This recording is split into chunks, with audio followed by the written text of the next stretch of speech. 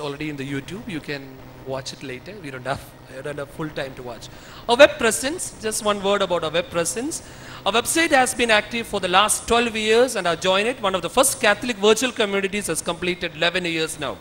We are going to convert our Join It into a social networking platform. This will be officially, the new website and the new face of Join It will be officially launched during this assembly on 5th evening.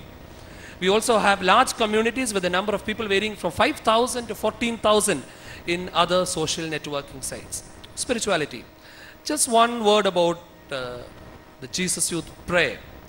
One of the main attractions of the charismatic spirituality was a spontaneous prayer. But down the years, our movement has been searching for a deeper way to pray, realizing a need for something in addition to spontaneous prayer. A search that culminated in the Jesus Youth Prayer. As His Excellency Bishop Christopher Prowse, the Bishop of Sale in Australia, recently commented, "You have found a balanced diet." That is a word he used. You have found a balanced diet in the Jesus Youth Prayer, which is spontaneous, biblical, ecclesial, and charismatic. A prayer which is so simple that it does not require experienced worship leaders and can be led by just about anyone. A prayer which will fit into any ambience in an office, a home, or workplace. A prayer with that charismatic and non-charismatic persons as well as Catholics and non-Catholics would find equally attractive without compromising on the strong Catholic identity and richness of that prayer. Of course, we will be using that prayer in the coming days.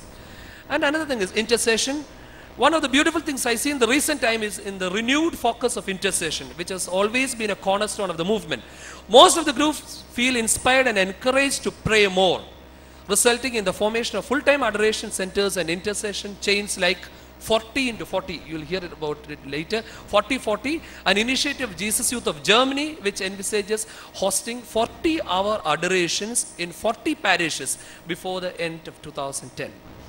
Just one word about small groups. Many of our groups are being converted as small groups, and maybe number varying between 12 to 15, and multiplying groups, and of course evangelizing groups. We strongly believe the small group is going to be one of the basic evangelization platform for the movement in the coming years. Let me quickly go through lifestyle. I just wanted to start with quoting Archbishop Thomas Menamparambil. He is the president of the Office of Evangelization for the Asian Bishops Conference. He said, "I like three things in the Jesus Youth movement. One, non-competitive leadership. Two, non-threatening evangelization. And willingness to renounce and follow Jesus." Some months back, few of us were traveling with him in Thailand for another FABC meeting. And he again asked, okay, "Whenever I see you, you are full of zeal and passion for the work of the Lord. I see this in many other Jesus Youth too. What is the secret of this commitment which is not at all common in the church?" We couldn't give him a definite answer. But I strongly believe, looking at the leaders of our other movements, that the hallmark of our Jesus Youth movement is that we are blessed with leaders who are willing to pay a price to follow him. This is the way the Spirit formed our movement, and this continued to be one of the core strengths of the movement, where the Spirit inspires more and more individuals to renounce the self and be available for His work. And another thing, when we look at the growth of the movement, I have to mention this, we find that our own homes play a more important role than any other institutions or structure.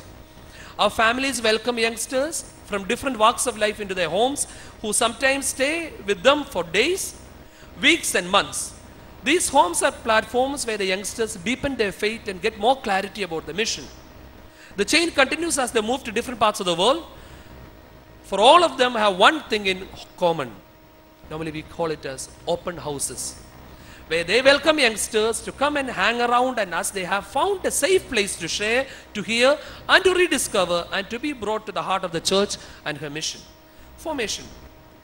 The movement saw the need to develop a catechesis, and gradually a catechesis has begun to evolve for the formation of different streams and elders. The pastoral letter, which was released by the international team last year, put out into the deep, was a solid step in this direction. Also, we have started separate 2-week trainings for leaders and animators in addition to the full-timers. This year, our full-timers are working in all 5 continents and in 14 countries. Even though we need to go much further in this area, we have started addressing this reality of the need to give formation. Mission. As a movement, we went through a time of consolidation and refocusing on our mission in the last 2 years. We had 6 continental conferences or subcontinental conferences from 2007 to 2008 with the theme Love Beyond Borders. And this was the dream when we thought of maybe launching such 6 continental conferences. And we visualized as an animation.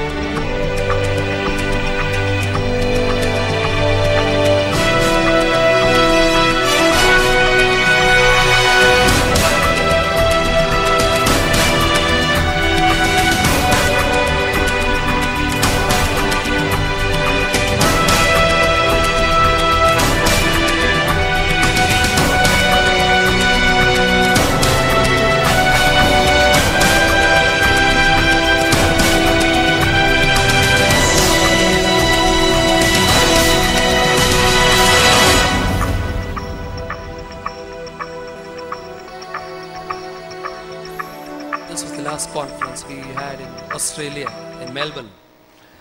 And some of the new missions, we have active mission in Cambodia, in Bhutan, of course for your prayers again, where we don't have any priests or religious sisters or any Catholics in this country. We are working there along with the church for the last 4 years now. This year onwards, we have launched a new mission in Africa, in Nairobi, in Kenya. 2 of our full-timers are placed there. We hope and pray that this will be a new beginning in the history of the movement. And another thing, okay, just 2 words, we'll be hearing more about this on 5th. In connection with the Jubilee, God has given us a project to express our social responsibility. And this project is very simple to support. The core plan of this project is to support very poor families, especially those who cannot educate their children due to lack of money. We hope to support at least 2,500 children by the end of 2010. Conclusion, as a person whom God has used to serve the movement during 2 very important phases. First, when it spread from Kerala to different parts of India and then to different parts of the world, my eyes have been blessed to see the way the movement has grown. And so I conclude with this conviction. Our movement is growing deeper and higher. I wanted to repeat it again. Our movement is growing. It's growing deeper and higher. Praise God.